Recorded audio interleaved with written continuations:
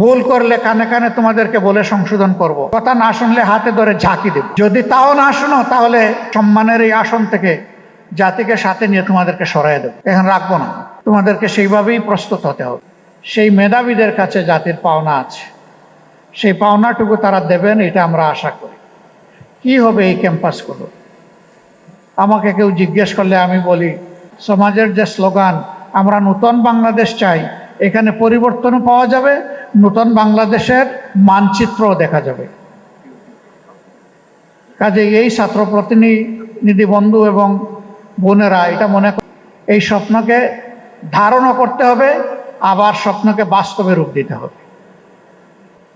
আমাকে লোকেরা আরো জিজ্ঞেস করে আগামীর বাংলাদেশটা কেমন হবে। আমি বলি যে কয়েকটা দিন অপেক্ষা করেন, যেমন হবে ঢাকা বিশ্ববিদ্যালয়, যেমন হবে চট্টগ্রাম বিশ্ববিদ্যালয়, যেমন হবে রাজশাহী বিশ্ববিদ্যালয়, যেমন হবে জাহাঙ্গীরনগর বিশ্ববিদ্যালয়, তেমনই হবে আগামীর বাংলাদেশ।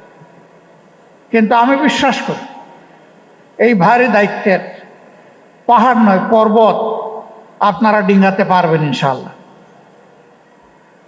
আমি সবসময় তারুণ্যের বিকাশের পথে, আমি তারুণ্য নির্ভর একটা বাংলাদেশ দেখতে চাই, এবং আমি নই, আমরা সবাই দেখতে চাই।